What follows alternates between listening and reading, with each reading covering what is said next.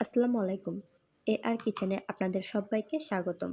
আবারও হাজির হয়ে গেলাম নতুন আরেকটি রেসিপি নিয়ে।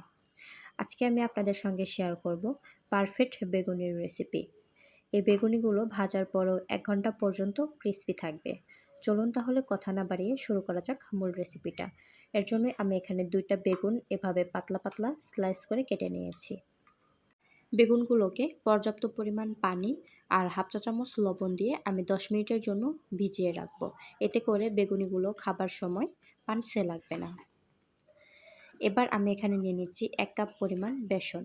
বেসনগুলোকে আমি চেলে নিব। আমি এখানে আমার বাসায় তৈরি করা বেসনটি নিয়েছি। আমি বিভিন্ন চাল ডাল দিয়ে বেসনটি তৈরি করে নিয়েছি। সেই রেসিপিটি আমার চ্যানেলে দেওয়া আছে, আপনারা চাইলে দেখে নিতে পারেন। আপনারা যদি বাজারের কিনা বেসন ব্যবহার করেন তাহলে সেখানে 1/4 কাপ পরিমাণ চালের গুঁড়া অথবা কর্নফ্লাওয়ার দিতে পারেন। এতে করে বেগুনিগুলো ভেজে নেওয়ার পরও 1 ঘন্টা পর্যন্ত ক্রিসপি থাকবে। দিয়ে দিচ্ছি স্বাদমতো লবণ, হাফ চা চামচ পরিমাণ জিরা গুঁড়া, হাফ চা চামচ পরিমাণ হলুদের গুঁড়া আর 1 চা চামচ পরিমাণ মরিচের গুঁড়া। এবার সবগুলো শুকনো উপকরণগুলোকে আমি ভালোভাবে মিশিয়ে নিচ্ছি। ভালোভাবে মিশিয়ে নেওয়া হয়ে গেলে এখানে দিয়ে দিচ্ছি অল্প অল্প করে পানি। পানি দিয়ে আমি একটি ব্যাটার তৈরি করে নিচ্ছি। অবশ্যই এখানে অল্প অল্প করে পানি দিবেন, একবারে বেশি পানি দেওয়া যাবে না, সেক্ষেত্রে ব্যাটারটি পাতলা হয়ে যাবে। এরকম সহজ সহজ রেসিপি পেতে আমার চ্যানেলটি সাবস্ক্রাইব করুন। আর যারা আমার চ্যানেলটি সাবস্ক্রাইব করেছেন তাদেরকে অসংখ্য ধন্যবাদ। ভিডিওটি কোথাও একটুখানি ভালো লাগলে একটি লাইক দিতে ভুলবেন না। এই পর্যায়ে ব্যাটারটিকে আমি বেশ কিছুক্ষণ এভাবে ফেটিয়ে নেব। চেষ্টা করবেন অবশ্যই ব্যাটারটিকে এভাবে ফেটিয়ে নেওয়ার জন্য, এতে করে বেগুনি খুব সুন্দর ফোলে। ব্যাটারটি আমার ফেটিয়ে নেওয়া হয়ে গিয়েছে। এবার পরিমাণ মতো পানি দিয়ে একটি পারফেক্ট ব্যাটার তৈরি করে নিচ্ছি। আপনাদের ব্যাটারটি পারফেক্ট হয়েছে কিনা সেটা কিভাবে বুঝবেন একটু পরেই আপনাদেরকে দেখিয়ে দিচ্ছি। যে বেগুনগুলো আমি পানিতে ভিজিয়ে রেখেছিলাম সেগুলোকে উঠিয়ে নিচ্ছি। একটি স্ট্যান্ডারে উঠিয়ে পানিটি ভালোভাবে ঝরিয়ে নেব। চেষ্টা করবেন অবশ্যই পানিটি যাতে ভালোভাবে ঝরে যায়। বেগুনিগুলো ভাজার আগ মুহূর্তে আমি এখানে দিয়ে দিলাম হাফ চা চামচ পরিমাণ বেকিং সোডা।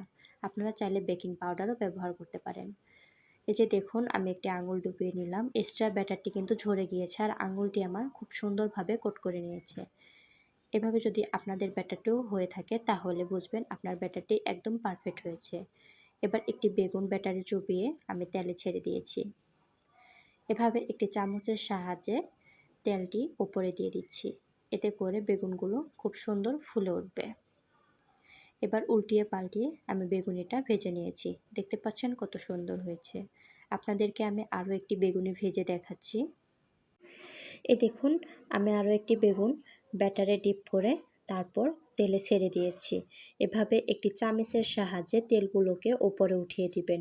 এতে করে দেখুন কতটা সুন্দর বেগুনি ফুলেছে। এভাবে উল্টিয়ে পাল্টিয়ে আমি সবগুলো বেগুনি ভেজে নিয়েছি। দেখতে পাচ্ছেন আমি সবগুলো বেগুনি ভেজে নিয়েছি। আর এই বেগুনিটা কতটা পরিমাণ ক্রিস্পি হয় আমি আপনাদেরকে দেখিয়ে দিচ্ছি।